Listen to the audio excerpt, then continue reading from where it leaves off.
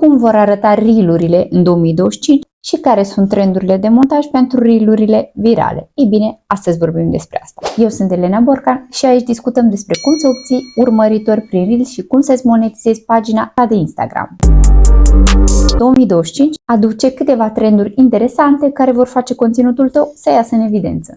Astăzi vorbim despre cum să fii în pas cu trendurile fără să pierzi ore întregi la montaj. Să-ți spun ceva ce poate nu știai. Pe Instagram 90% din utilizatori se opresc după 3 secunde dintr-un reel.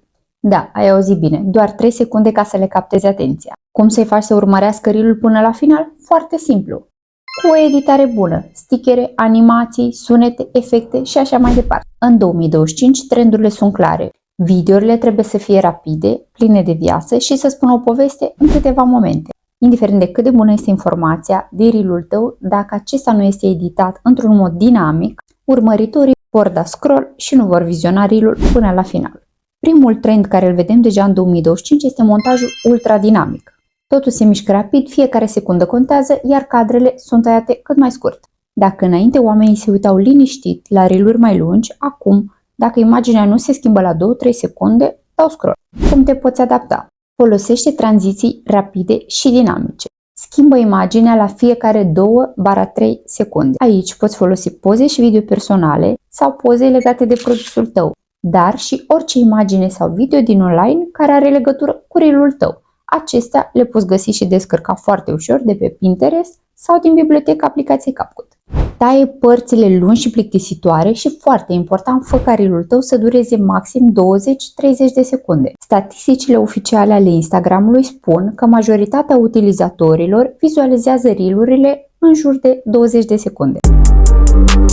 Un alt trend pentru 2025 este utilizarea inteligenței artificiale pentru editare. Toată lumea știe că AI-ul efectiv ne acaparează planeta, dar acesta este viitorul și eu cred că e mai bine să ne adaptăm. Astfel, inteligența artificială face editarea mai ușoară ca niciodată.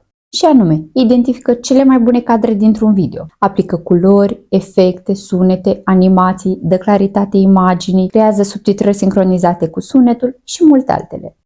Ține minte că în 2025, la fel ca și 2024, majoritatea persoanelor urmăresc video fără sunet, așa că subtitrările sunt obligatorii. Și nu uita să aplici subtitrărilor efecte și animații pentru a le face mult mai interesante.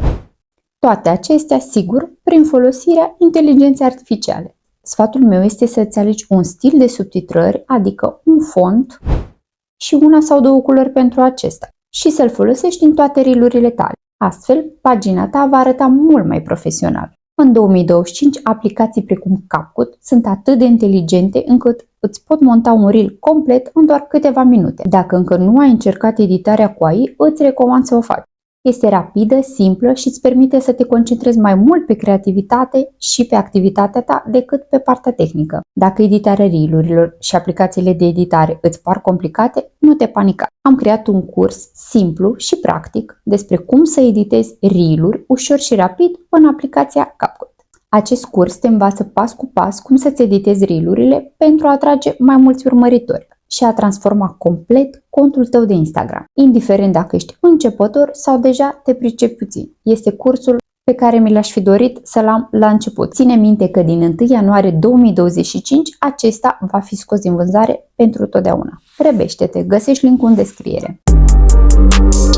Ce mai face un reel să iasă în evidență? Cu siguranță stickerele și animațiile. Imaginează-ți un video simplu versus unul unde săgețile indică produsele tale, stickerele arată clar și explicit ceea ce spui, iar cuvintele cheie apar în sincron cu muzica.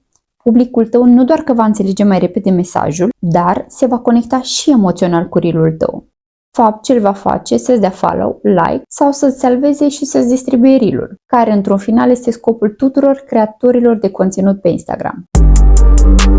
Un reel bun în 2025 nu se bazează doar pe imagine, dar și pe sunet. Melodiile în trend și efectele audio sunt o altă cheie pentru a atrage atenția și a menține privitorii interesați. Ce poți face? Folosește în reel-uri sunete populare. Acestea sunt piesele des întâlnite pe reel-urile din Instagram și TikTok. Nu uita că în reel-uri avem sunetul de bază, care este vocea ta sau celui care vorbește, și sunetul de fundal. adică melodia care se aude paralel pe un volum mai mic. Folosește efecte audio pentru a accentua tranzițiile.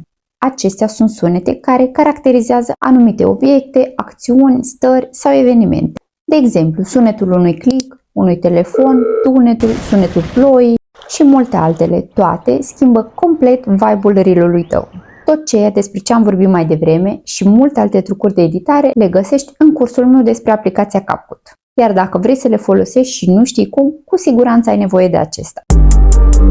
Așadar, acum știi cât de importantă este editarea în 2025. Nu uita, fiecare secundă contează, iar modul în care îți prezinți povestea face diferența. Sper că acest video ți-a fost de ajutor. Scrie-mi în comentarii despre ce alte teme legate de Reels și Instagram vrei să vorbim data viitoare. Eu răspund activ la comentarii doar în primele ore după publicarea acestuia, în dependență de disponibilitatea timpului. Nu uita să dai like și să te abonezi la canalul meu pentru a ști mai multe despre Reels și Instagram. Succes la editare și ne vedem data viitoare!